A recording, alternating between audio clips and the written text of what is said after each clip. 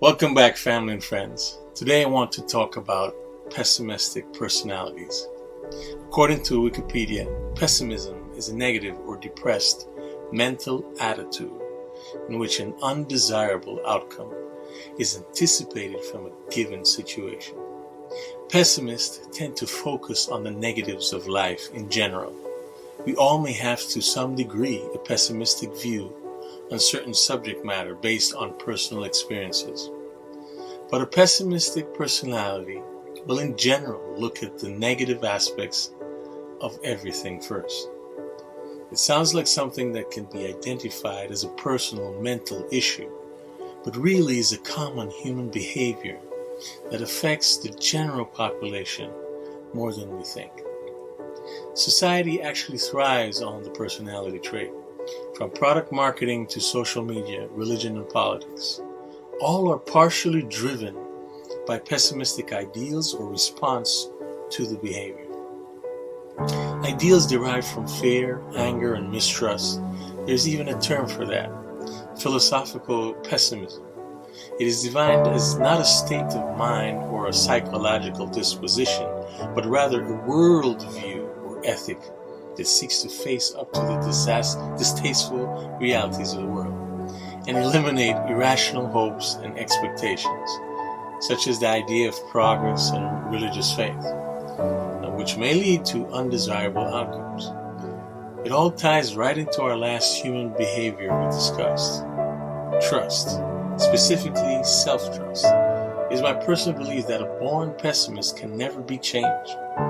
It's in their DNA, their spirit, predestined to forever be. And trying to change a born pessimist is like trying to change water into oil. Again, my personal opinion, of course.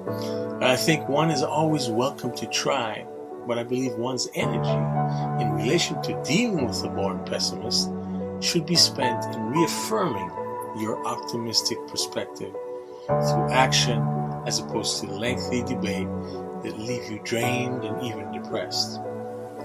Now, speaking about depression, a state of mind, of course, that anyone can fall into, pessimists are most associated with.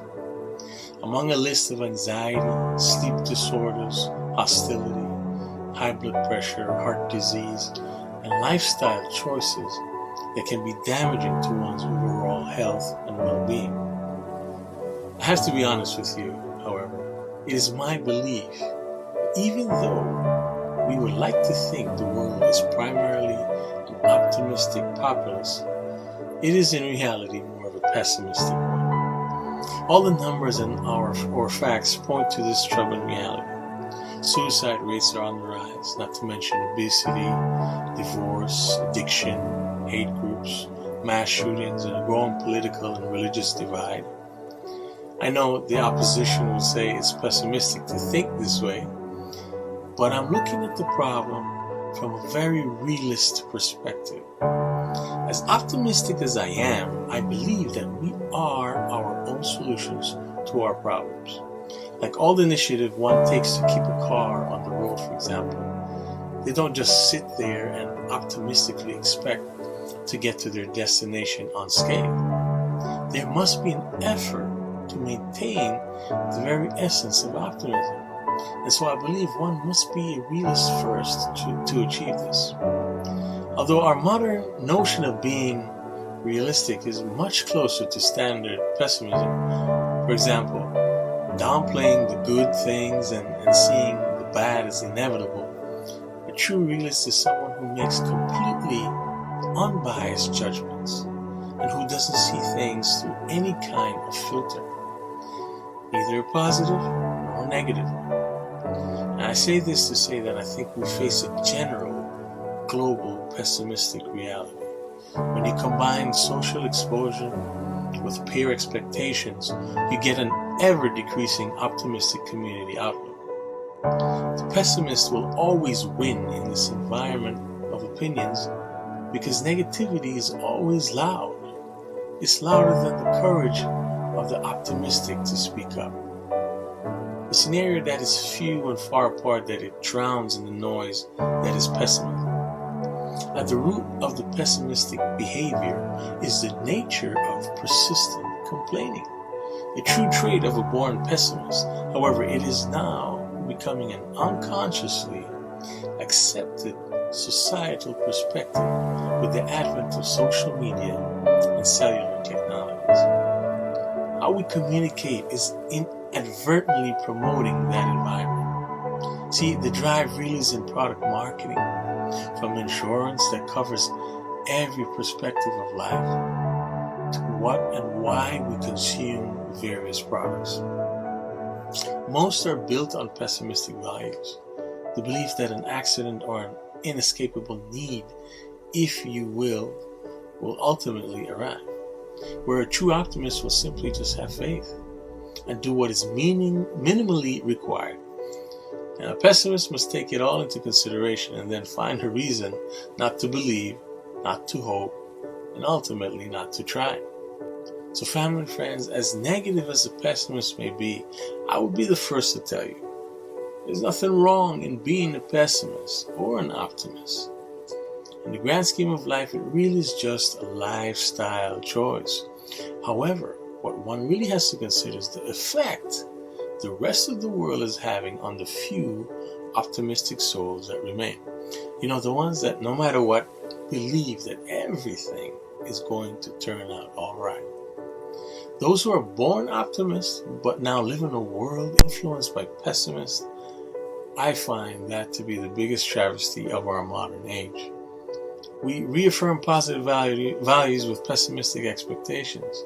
Love, fun, education, work are all now a hypocritical reality. How do we change this unfortunate belief system, where the attitude is to fly, but you'll probably crash and burn anyway?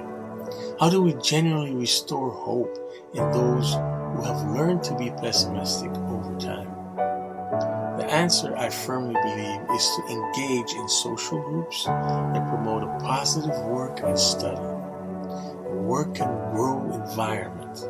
The concept of together we stand, divided we fall is the most unifying and as a result the most powerful. Social media groups and chats do this to an extent. However, you must be able to identify and differentiate between those that thrive on complaining versus those that strive on achieving actions, forward thinking, and solutions.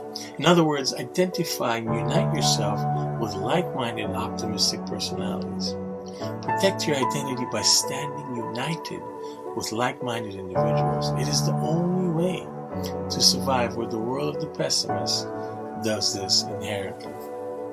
Family and friends, with that said, I hope I've shed some light on the expanding human behavior of the pessimist and its effect on the optimistic. You may have, for the first time, realized which behavior you most relate to.